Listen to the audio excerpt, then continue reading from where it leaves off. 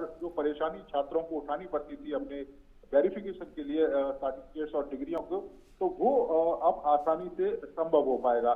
तो ये कह सकते हैं कि शिक्षा के क्षेत्र में एक नई पहल है और इसके दूरगामी जो परिणाम है वो भी होंगे, क्योंकि धीरे धीरे अगर हम सभी चीजों को डिजिटल करेंगे तो निश्चित तौर पर एक आसानी रहेगी, न केवल नौकरी पेशा वाले लोगों को बल्कि जो शिक्षा प्राप्त करते हैं उन लोगों को भी।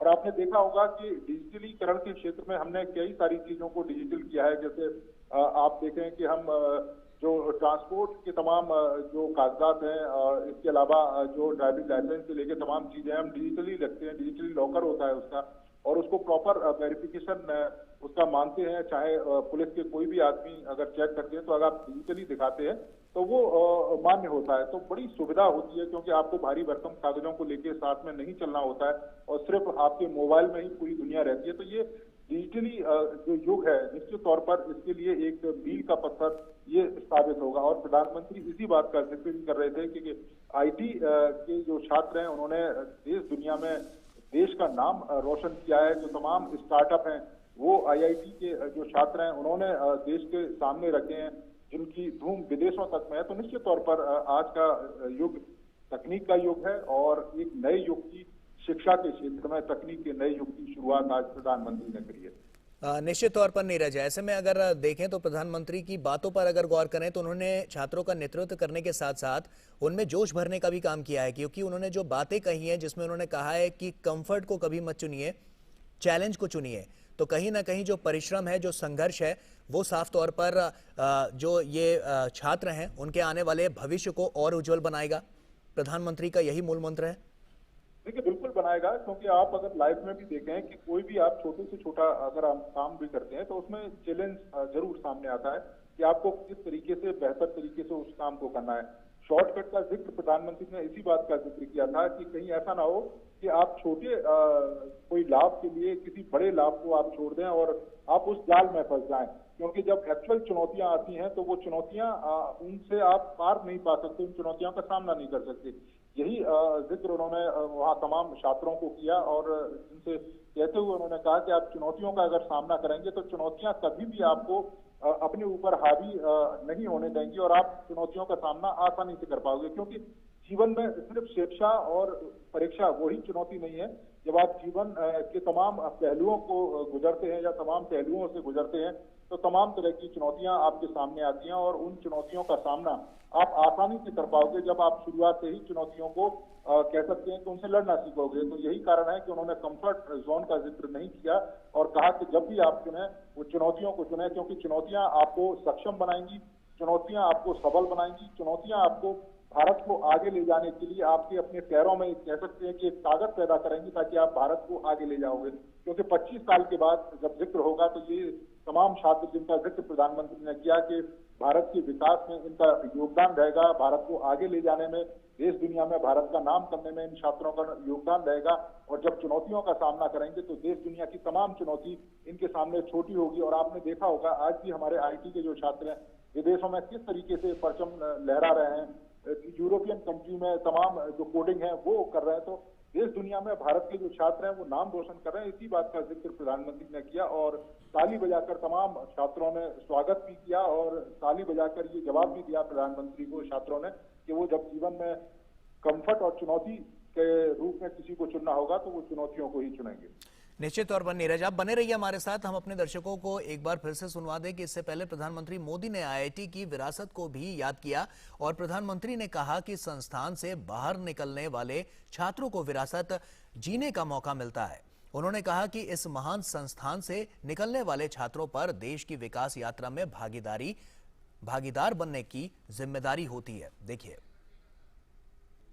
आपने यहां IIT की भव्य लीगेसी के हिस्टोरिकल पीरियड को जिया है। आपने विविधताओं से भरे भारत के वैभव के साथ वर्तमान को जिया है। भव्य लीगेसी और वाइब्रेंट प्रेजेंट, इन दो पिलर्स पर, इन दो पटरियों पर आज आप अपने उज्जवल भविष्य की यात्रा शुरू कर रहे हैं। ये यात्रा शुभ हो, देश के लिए सफलताओं से भरी हो। अमृत महोत्सव की इस घड़ी में जब आप आईआईटी की लीगेसी लेकर निकल रहे हैं तो उन सपनों को भी लेकर निकले कि 2047 का भारत कैसा होगा। आने वाले 25 सालों में भारत की विकास यात्रा की बागडोर आपको ही संभालनी है।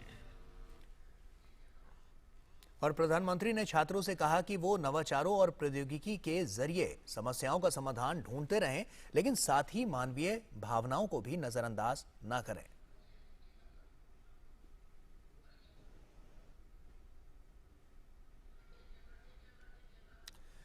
तो प्रधानमंत्री मोदी ने तमाम बातें यहां पर कही हैं। ऐसे में प्रधानमंत्री नरेंद्र मोदी ने कहा है कि 21वीं सदी पूरी तरह से प्रौद्योगिकी से प्रेरित है। अब प्रौद्योगिकी के बिना जीवन अधूरा है। उन्होंने छात्रों से कड़ी मेहनत जारी रखने का आग्रह भी किया है।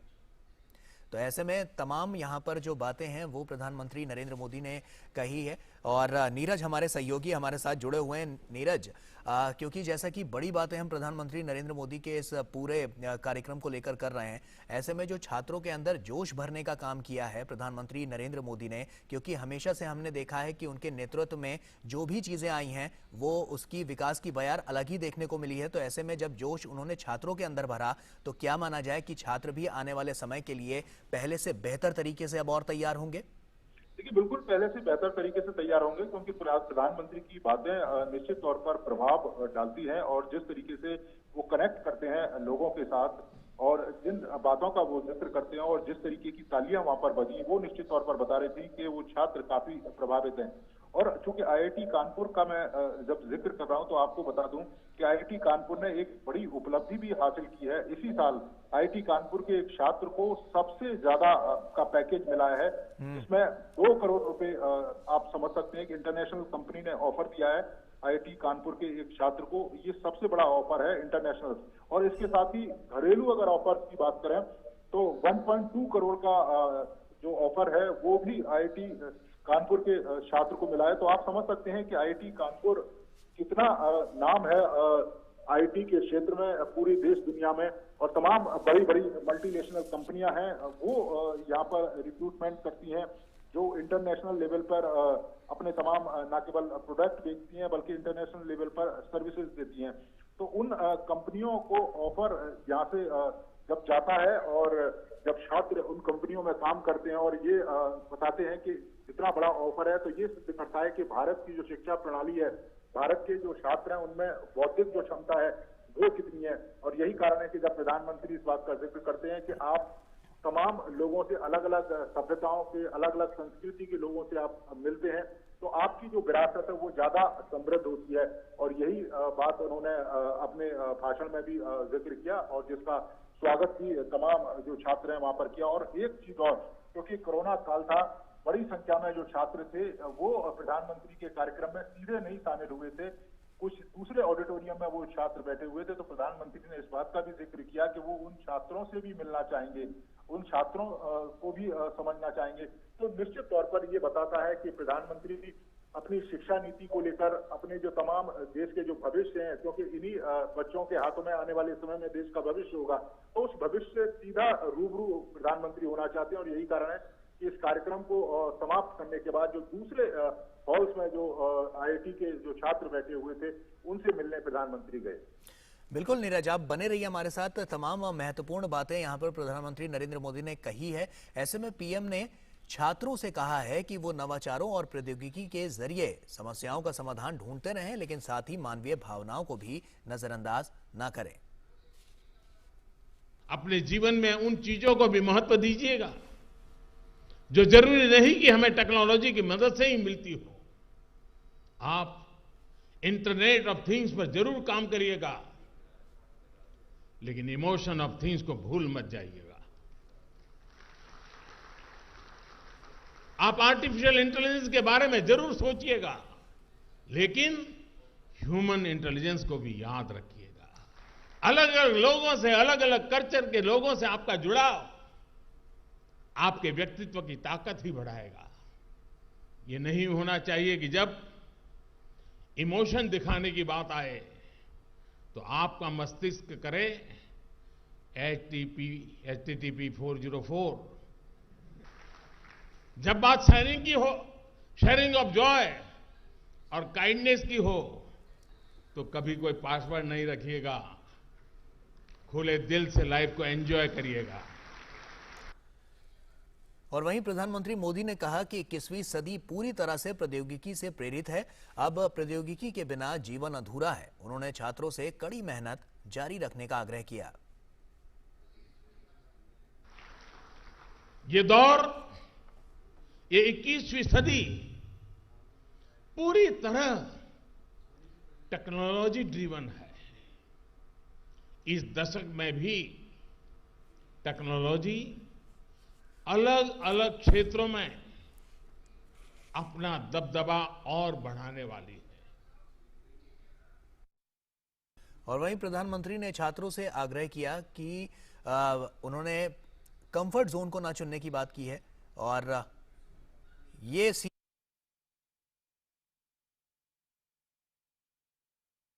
परिसर में अब प्रधानमंत्री नरेंद्र मोदी यहां पर पहुंच चुके हैं। सीधी तस्वीरें कानपुर से हम आपको दिखा रहे हैं। एक बड़ा तोहफा यहां पर कानपुर वासियों को मिलने वाला है। नीरज हमारे सहयोगी हमारे साथ जुड़ चुके हैं। नीरज, क्या हलचल देखने को मिल रही है? प्रधानमंत्री वहां पर पहुंच चुके हैं। देखिए, बिल्कुल प्रधानमंत्री वहां पर पहुंचे हैं और निश्चित तौर पर कानपुर के लोगों को एक बड़ी जो सौगात है वो आज मिलने जा रही है। कानपुर मेट्रो जिसकी जो लोकार्पण है वो आज होगा। आपको बता दें कि अगर हम उत्तर प्रदेश की बात करें तो उत्तर प्रदेश में जैसे लखनऊ है, गाजियाबाद है, नोएडा है, ग्रेटर नोएडा है, इसमें मेट्रो रेल का जो संचालन है वो हो रहा है और आज से कानपुर में भी जो मेट्रो है वो शुरू हो जाएगी और प्रधानमंत्री उसका जो लोकार्पण है वो करेंगे। तो निश्चित तौर पर आज का दिन कानपुर वासियों के लिए बड़ा दिन है और ये मेट्रो कह सकते हैं कि कई मायनों में देश की दूसरी मेट्रो से भिन्न है, क्योंकि अत्याधुनिक बनाया गया है। तमाम जो तकनीक है इसमें अत्याधुनिक तकनीकों का जो प्रयोग है वो किया गया है, जो यहाँ के न केवल यात्रियों को काफी सुविधा देगी बल्कि कह सकते हैं कि कानपुर जो सिटी है वो काफी कंजेस्टेड सिटी रहा है और जाम यहाँ पर लगता है, लेकिन मेट्रो के बाद वो समस्या हमेशा के लिए दूर हो जाएगी और बड़े पैमाने पर